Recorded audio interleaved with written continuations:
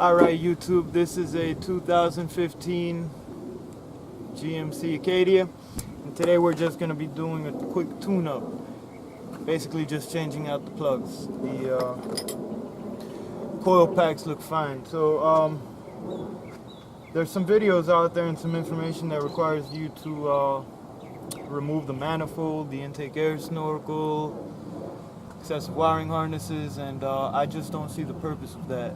So if you want to take half the engine apart to do something that's pretty straightforward, God bless. But aside from that, there's a couple shortcuts that can make a 1 hour job about a 20-minute job, and I just like to show you what they are real quick.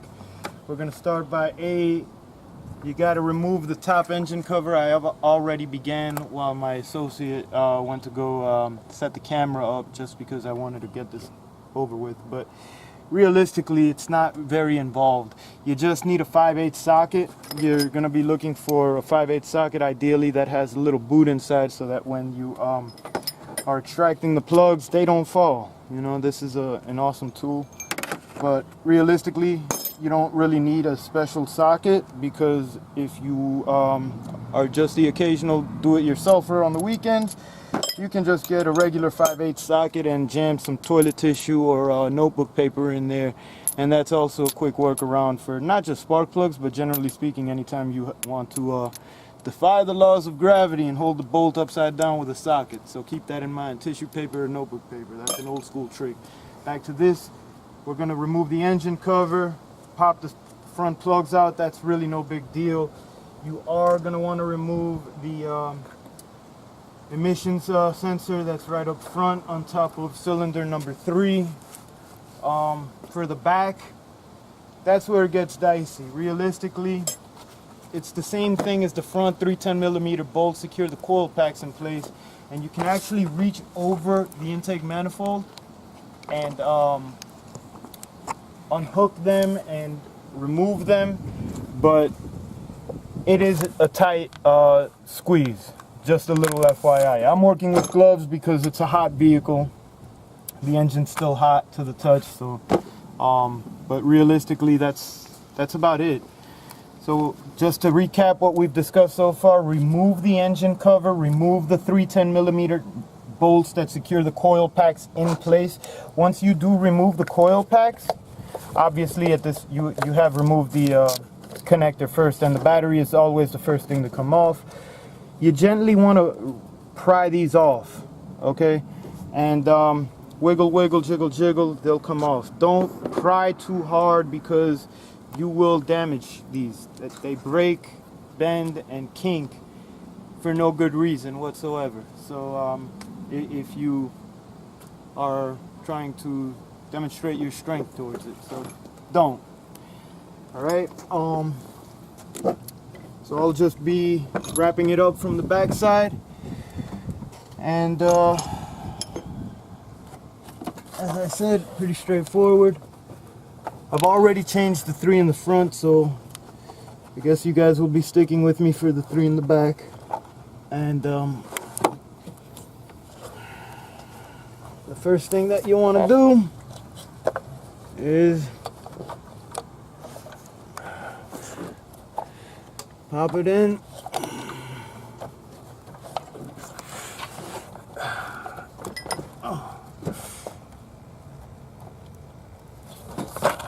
This is a good example. I'm sorry, I forgot that I had not removed the 3rd coil pack.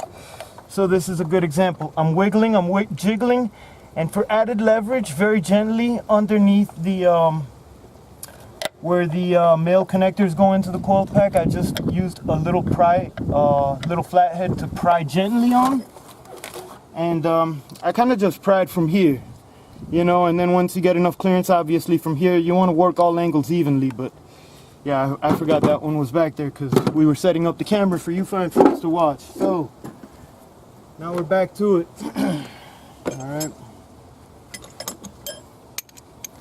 I'm gonna grab my special socket, because I have one, and pop it in the hole. First the socket, then the extension. Okay. And it's in. And it's in. And yeah, so on these Acadias, again, tight corners and all, but you don't need much but a small 1-inch extension to hit those back ones. I know they're unpleasant, but such is life, right? 1-inch extension, and the other one should be a 4-inch extension, and that should be just enough so that you can clear it. Okay, and there it is. I broke it loose, and there it is. This one's coming out right now.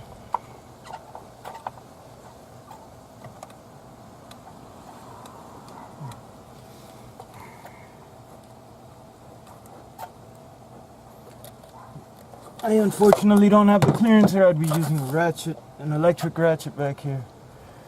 So, but again, this is, in my opinion, much more preferable to disassembling the intake and the air snorkel, just because there really is no need, unless you want to do it, and then by all means, go for it.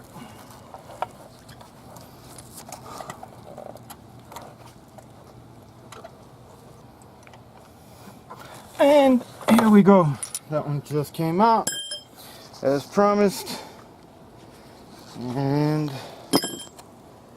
on to the next.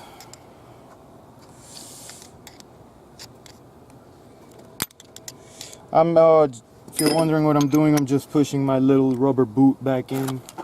I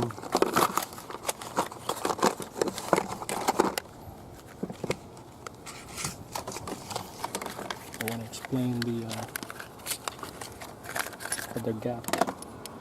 So these all have come pre-gapped. A customer purchased them already, and they were pre-gapped. I'm looking for my gap tool, which I just had, so that I can prove it to you, in case you're dubious. But, lo and behold, these are gapped to 4/10 of an inch, or 42.41, and as you can see right there, this is a very inexpensive tool. I always recommend that you check the gap on your plugs, just even if they are gapped. Always check, just because you never know if the part was made at 4:59 on Friday afternoon, right? And so that's it. That one's good. We're just gonna, enough right there so that it's held in place. Again, if you don't have a special socket, feel free to jam a little notebook paper in there and into the socket, that is, so that the spark plug holds in place. And that's also a pretty good rule of thumb that you can apply towards any other bolt in the event that you're ever doing a job like that. You might need to be creative like that. Okay. So I dropped the socket with the spark plug into the hole. Then I put the extension onto the socket, because they would never fit both at the same time. So you have to do one at a time first. And now I'm just doing a couple of hand turns, because always, no matter what kind of bolt it is or where it's located, it's just good rule of thumb, good practice to hand thread them, and then you know, then you can just tighten it with the ratchet or the gun or whatever. But the reason is you don't want to start off by cross threading anything, because then you'll be wasting so much time it's not even funny. Rethreading and retapping holes is a great skill to have, but one that not many people like to use.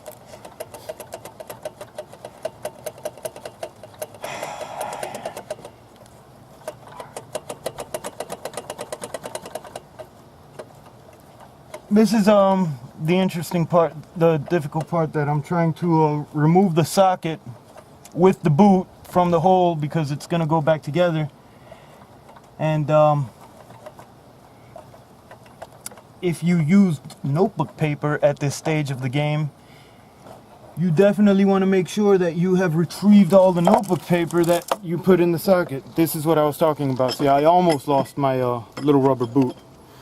But yeah, back to what I was discussing about with the notebook paper. It's very, very important that you make sure that if you use notebook paper or tissue or whatever to hold that spark plug in place so that it properly threaded into the hole, definitely make sure that there's nothing,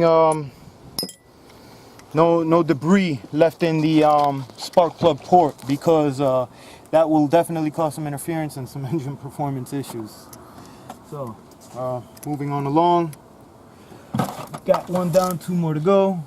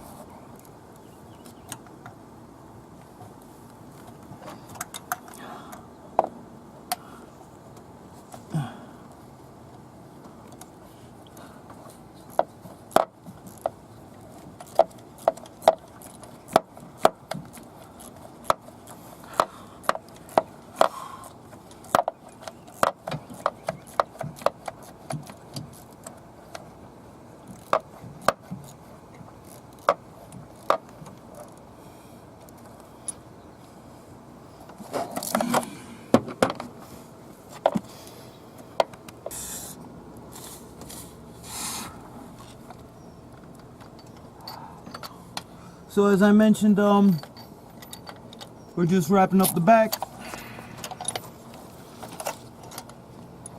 And again, like I said earlier, just make sure that you drop the socket in, followed by the extension.